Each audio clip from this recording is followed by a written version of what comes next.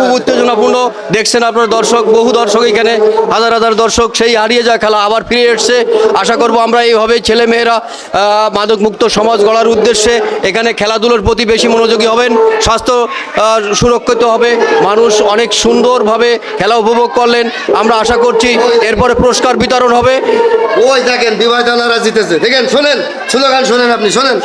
এই দর্শক ভাই কারা জিতেছে খেলায়? দর্শক ভাই জিতেছে কারা খেলায়? বিবাহিত না অবিবাহিত? বলুন, আপনারা বলুন, আমরা লাইভ করতেছি, বলুন, অসুবিধা নেই। আমরা এআই সাংবাদিক, বলেন আপনারা খেলায় জিতেছে কে? ঠিক আছে, অবিবাহিতরা জিতেছে, আমি বলছি।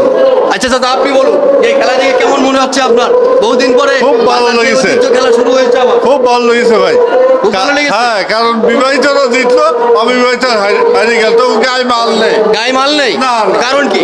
এরা খায় না, এখন চলার মতো আর দুটো ভাত খায়, এরা বড় বড়ি করবে কি করে? আরেক ভাই বলছে সারা রাত মোবাইল টেপে, ফেসবুক টেপে, এই জন্য এদের গায়ে বল নাই, তাই এই এই খেলা হেরে গেছে। হ্যাঁ হ্যাঁ, নাকি? মোবাইল টিপে টিপি হ্যাঁ। এরা ওই কি শক্তি হারাই ফেলছে, কিছু নেই, দেখি গাড়ি মাল শেষ।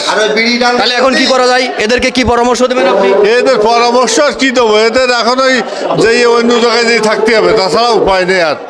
তাহলে আমি একটা ভালো কথা বলছি, আপনারা দর্শক শ্রোতা ভাই এই খেলার মাঠ থেকে বেশি বেশি করে ফুটবল খেলবেন বলে আরও আপনারা অনেক আশা করছি যে সকলেই মিলেমিশে ফুটবল খেলবেন এবং অন্য অন্য খেলাধুলোর প্রতি আপনার আগ্রহ হবেন, মোবাইল থেকে একটু দূরে থাকবেন, তাহলে আপনাদের গায়ে জোর থাকবে, শরীর স্বাস্থ্য সুরক্ষিত হবে।